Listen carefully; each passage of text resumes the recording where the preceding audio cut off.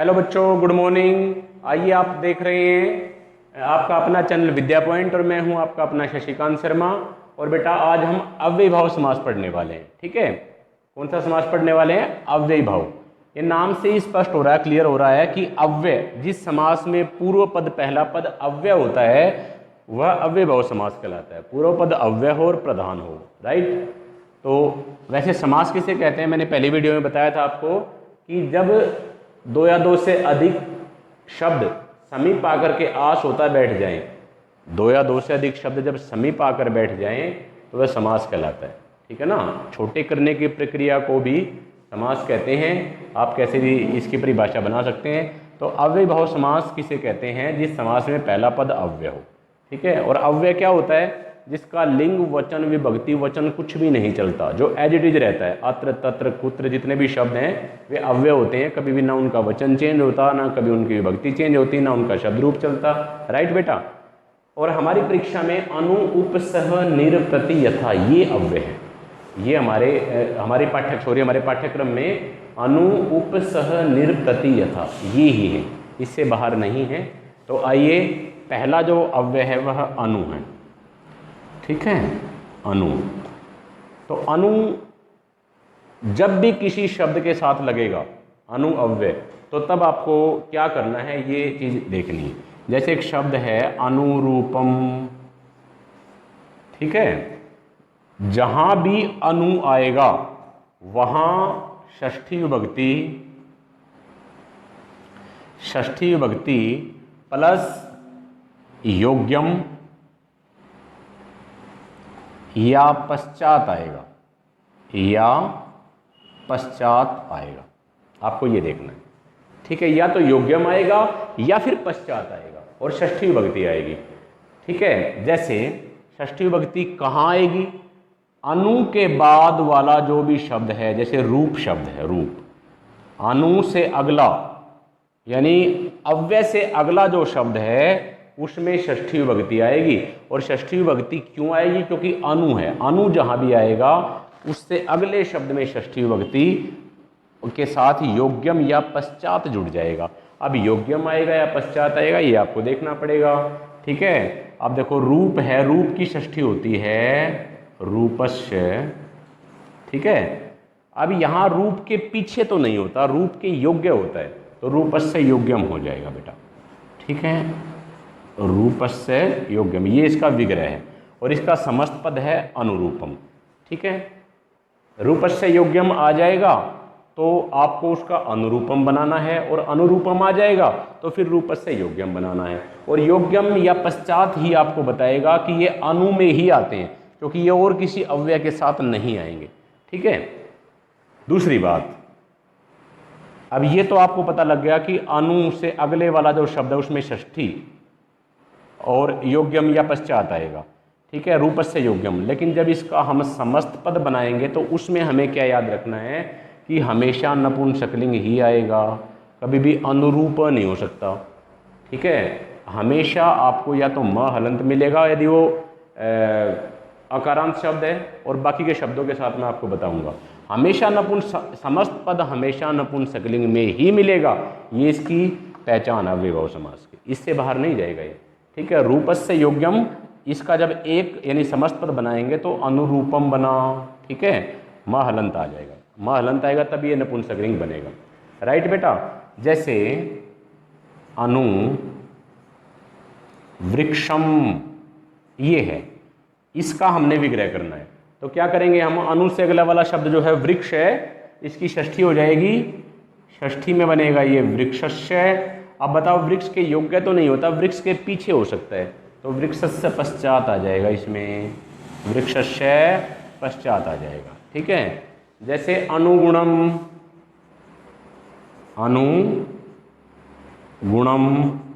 ये है, तो इसमें क्या होगा? गुण के पीछे नहीं होता, गुण के योग्य होता है। ठीक है, तो क्या हो जाएगा? गुणस्य योग्यम। ठीक है, गुण के योग्य होता है, गुण के पीछे नहीं होता। जैसे अनुरथम एक शब्द है, अनुरथम। अनुरथम में कौन सा समास है? अव्ययभाव समास है। जब भी किसी शब्द में सबसे पहले ये अनु, उप, सह, निर, प्रति, यथा मिलेंगे तो वो अव्ययभाव समास ही होता है। ठीक है, तो क्या हो जाएगा? रथस्य, षष्ठी तो पक्का आएगी, रथ की षष्ठी रथस्य होती है और रथ के योग्य नहीं होता, रथ के पीछे होता है। ठीक है, रथस्य पश्चात हो जाएगा। ये इस तरह से आपको अनु करना है। ठीक है, समस्त पद में नपुंसकलिंग हमेशा बनाना है और विग्रह करते टाइम षष्ठी विभक्ति प्लस पश्चात या योग्यम, ये आपको देखना पड़ेगा कि योग्य आएगा या पश्चात आएगा, ये आपको देखना पड़ेगा। ठीक है, अनु का तो था ये। इससे अगला जो अव्यय है वह है उप। इसको बड़े ध्यान से देखते रहें, वीडियो को शुरू से अंत तक जरूर देखें, अन्यथा आपको कहीं ना कहीं इसमें डाउट हो सकता है। ठीक है, बहुत ध्यान से इसको देखते रहें, फिर इसमें कोई भी आपको शंका नहीं रहेगी। ठीक है, अब है उप। अनु में तो मैंने बता दिया आपको षष्ठी प्लस योग्यम या पश्चात होता है। उप में क्या होता है? उप जो होता है, उप में षष्ठी विभक्ति, जहाँ भी उप आएगा वहाँ षष्ठी विभक्ति आएगी प्लस समीपम हो जाएगा। समीपम, वहाँ योग्यम या पश्चात होता था, इसमें जो है समीपम हो जाएगा। षष्ठी विभक्ति तो उसमें भी आती थी और इसमें भी, अनु में भी षष्ठी थी, उप में भी षष्ठी, परंतु उसके अलग शब्द थे, इसके अलग है, मैंने पहले ही बताया था आपको। तो षष्ठी विभक्ति प्लस समीपम हो जाएगा। जैसे उपयमुनम, अब वैसे तो शब्द यमुना होता है, पर मैंने आपको बताया कि यमुना तो स्त्रीलिंग बन जाएगा, इसलिए आ हटा करके इसको अ बनाया और उसके बाद म हलंत लगाया। यहाँ नपुंसकलिंग होना बहुत जरूरी है। आप ये कह सकते हैं यमुन शब्द नहीं होता, यमुना होता है, परंतु यमुना तो स्त्रीलिंग होता है, वो स्त्रीलिंग तो कभी आ ही नहीं सकता इसमें। उप यमुनम बन जाएगा समस्त पद। ठीक है, जब इसका विग्रह करेंगे तो यमुना शब्द है मूल शब्द यमुना है। यमुना की षष्ठी लता की तरह, लता यहाँ, यमुना की षष्ठी यमुना यहाँ, क्या हो जाएगा बेटा?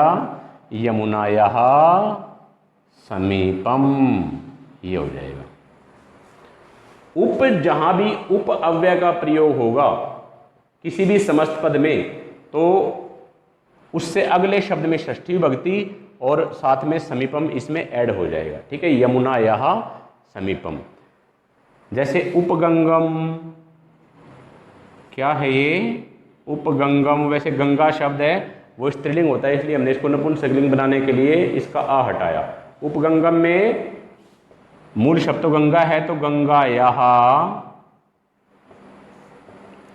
समीपम, ये हो जाएगा। ठीक है बेटा, जैसे उपराजम या उप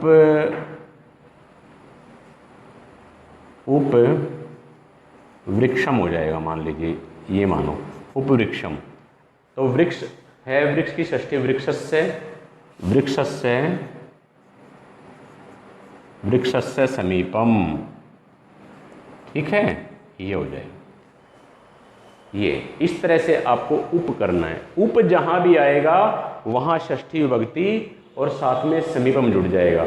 और षष्ठी विभक्ति का अधिकतर एक वचन ही आता है, पर कई बार बहुवचन भी आ जाता है, वो आपको देखना पड़ेगा कि सेंस क्या बता रही है। सेंस के हिसाब से कई बार बहुवचन भी आ जाता है, परंतु अमूमन आपको आमतौर पर आपको एक वचन ही मिलेगा। ठीक है, ये था उप। इससे अगला जो अव्यय हम कर रहे हैं वह है सह। वह कौन सा अव्यय करेंगे अब हम? सह। ठीक है, क्योंकि हर अव्यय की अलग पहचान है, अलग उसका नियम है, अलग उसकी विभक्ति है। अब जैसे सह है, ये सह, तो इसका हट जाता है, स लिख सकते हैं हम। जैसे सचक्रम, इसमें सह हो या स हो एक ही बात है, स या सह, ये दोनों को एक्सेप्ट करता है, कोई दिक्कत नहीं है, इसमें एक ही बात होती है। ठीक है, तो सचक्रम।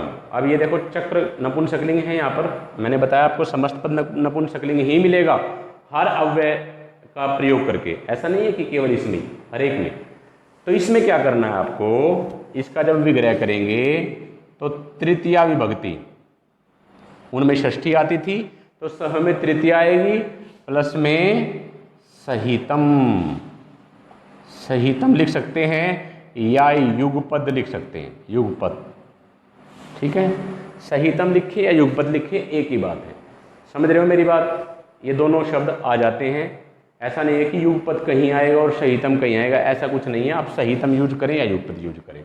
तो चक्र की तृतीया हो जाती है चक्रेण, चक्रेण सहितम हो जाएगा। ठीक है बेटा, ये हो जाएगा। समित्रम, समित्रम। अब देखो ये बन जाएगा मित्रेण सहितम। ठीक है, अगला जो शब्द है जैसे सपरिवारम, सपरिवारम, ये बन जाएगा परिवारेण। क्या बनेगा? परिवारेण युगपत या परिवारेण सहितम हो जाएगा। मतलब तृतीया विभक्ति के साथ सहितम जुड़ जाएगा। और तृतीया विभक्ति किस में आएगी? अव्यय के बाद वाले, अव्यय से अगले वाले शब्द में, क्योंकि षष्ठी भी वहीं आती थी। हमेशा विभक्ति तृतीया हो, षष्ठी हो, पंचमी हो, वटेवर, वो अव्यय से अगले वाले शब्द में आएगी। और उसके लिए सहितम मैंने एक शब्द आपको दिया, सहितम और युगपत, ये आपको जोड़ना है। ठीक है, ये था आपका सह। ठीक है बेटा, तो बाकी के जो निर, प्रति और यथा, ये जो तीन अव्यय हैं, ये मैं अगली वीडियो में आपको बताऊंगा। अभी आप अनु, उप और सह का अभ्यास करेंगे। अनु एक बार फिर देख लो, अनु जहां भी आएगा वहां षष्ठी विभक्ति प्लस योग्यम या पश्चात आएगा। आपको याद रखना है, अनु इज इक्वल टू षष्ठी प्लस योग्यम या पश्चात। उप षष्ठी प्लस समीपम, ऐसे याद होंगे। सह, सह मतलब तृतीया प्लस सहितम या युगपद। जब आपको इतना पता होगा तो फिर कोई इसमें दिक्कत आपको नहीं आएगी। ठीक है, तो वीडियो को आपने शुरू से अंत तक देखा, इसके लिए आपका बहुत बहुत धन्यवाद। कितने मिनट की बनी भाई?